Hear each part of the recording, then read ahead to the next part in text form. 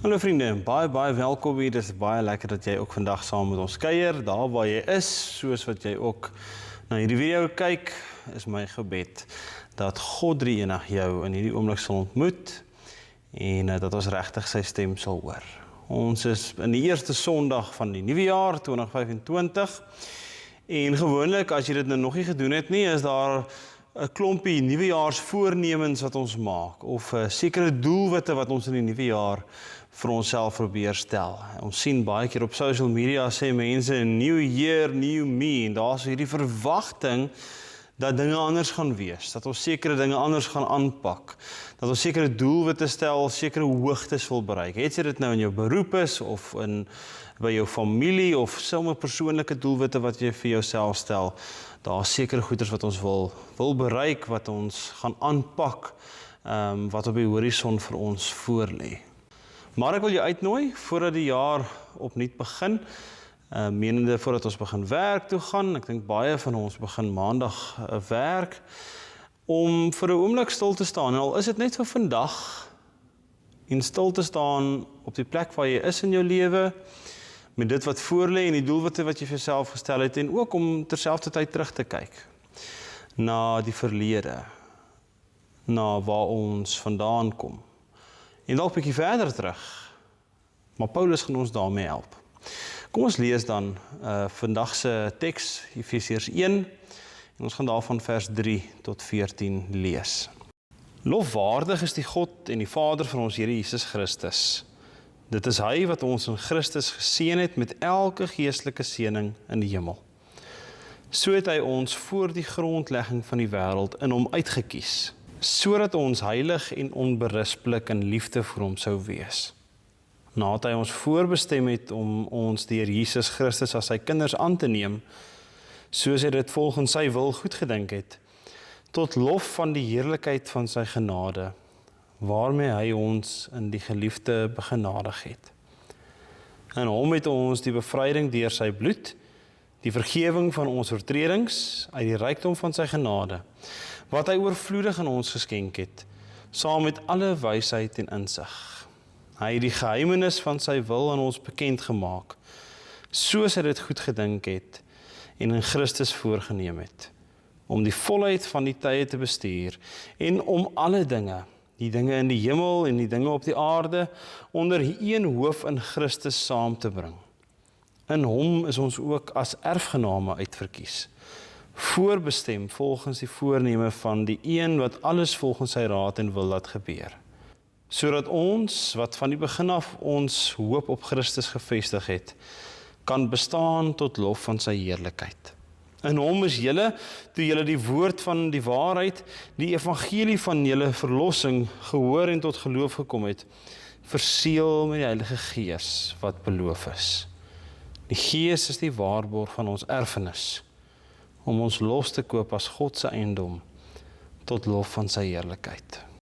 Wanneer ons vandag Efesiërs 1 lees, dan kan ons nie anders as om te sê dat hier 'n ongelooflike ryk woordeskat van taal en teologie is nie.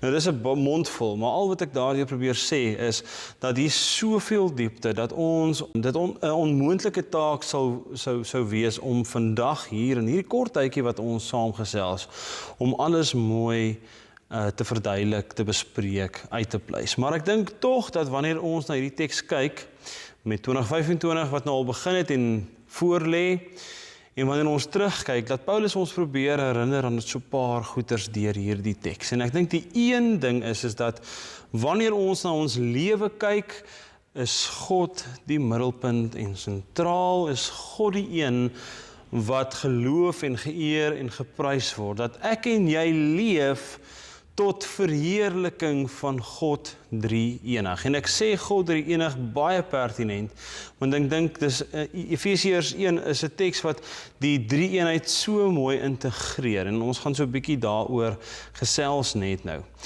verder in hierdie video. Maar ons lees dat God die Vader, God die Seun en God die Heilige Gees hierso bespreek word, en dat hierdie God Drie-enig, elk wat hulle as persoon doen, geïntegreer word, nie net in teorie nie, maar ook in die manier wat ek en jy leef. En die heel eerste ene wat ons dan hier aantref is dat God die Vader geprys word. Reg deur Efesiërs 1 in hierdie gedeelte lees ons dat God die Vader geprys word.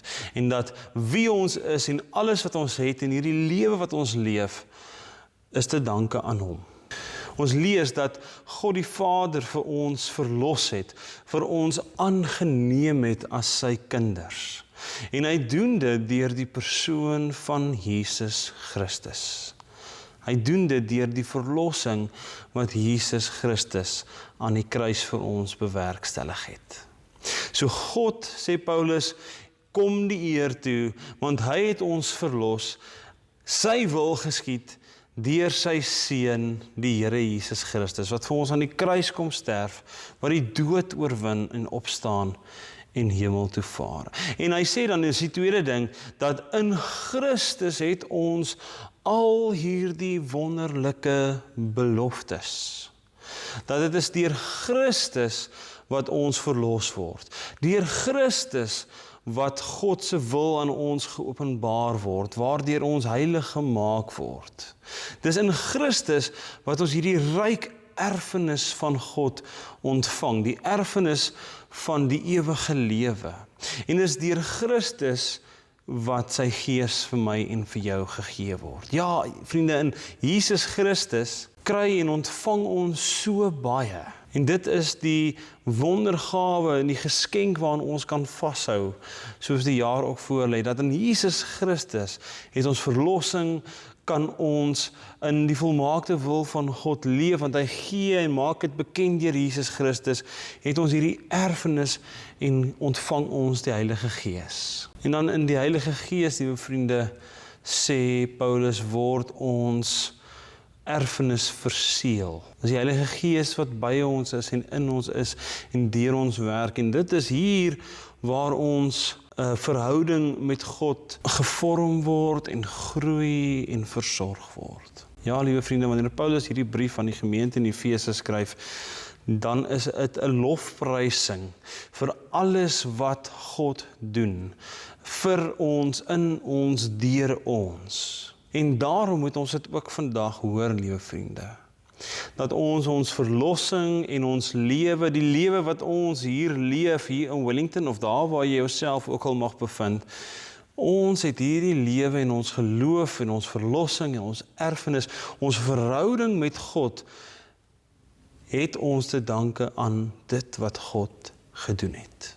En daarom, wanneer ons vorentoe kyk na die jaar wat voorlê en ons neem al hierdie voornemings en die hoop wat ons het, wat vir die nuwe jaar voorlê, al die doelwitte wat ons stel vir onsself, wanneer ons dit alles in ag neem en ons kyk terug en ons sien en hoor dit wat God opnuut vir my en vir jou gedoen het, dan is my vraag vandag, hoe beïnvloed dit ons uitkyk op die nuwe jaar? Wanneer ons hoor dat God is die een waar die lof toe kom. Hy is die een wat ons red. Hy is die een wat ons aanneem. Hy is die een wat deur Christus ons verlos en ons sy wil laat ken. Ons erfenis gee, die Heilige Gees gee. En dat die Gees is wat ons versorg en wat ons laat groei. Hoe beïnvloed dit ons doelwitte in hierdie jaar? Jy sien, vriende, ek dink baie keer lyk ons voornemings en ons doelwitte nie baie anders as mense wat sonder Jesus woon nie, wat nie in Jesus glo nie. Baie keer is ons doelwitte om iets te bereik, om meer geld te kry, om meer besittings te hê, om 'n beter kar te ry. En dit is glad nie dinge wat ons nie moet najaag nie. My vraag is net, wanneer ons sê ons glo in Jesus Christus, hoe behoort my doelwitte anders te lyk? Hoe behoort 'n lewe te lyk wat dit wat Paulus vir ons vandag verduidelik, leef? Wat God drie-enig verheerlik. En dit is my en jou uitdaging vandag, dat te midde van die wêreld wat aangaan en die lewe wat gebeur en alles wat nog steeds aangaan soos verlede jaar, moet ons dalk stil staan en ons moet terugkyk. Moet ons in hierdie loflied wat Paulus sing oor God drie-enig en dit wat hy in ons lewens kom doen, moet ons dalk binne in hierdie loflied gaan rus. En word ons uitgenooi om vir die Here te vra, Here, maar vorm my volgens hierdie dinge. Laat my besef, wat is die gevolg van hierdie belydenis en hierdie dinge? Here, is my lewe regtig 'n lewe wat U eer? Is my lewe regtig 'n lewe wat hierdie dinge wat Christus in my lewe doen, verheerlik? Here, glo en hou ek regtig vas aan hierdie erfenis wat die Heilige Gees vir my as waarborg gee? Of lyk my doelwitte en dit wat ek wil bereik, my lewe wat ek leef, maar net maar dieselfde as die res van die wêreld? Jou vriende, ons sien Paulus wat hier kom vir ons sê dat God is die een wat inisiatief neem en al hierdie dinge in ons lewens laat gebeur.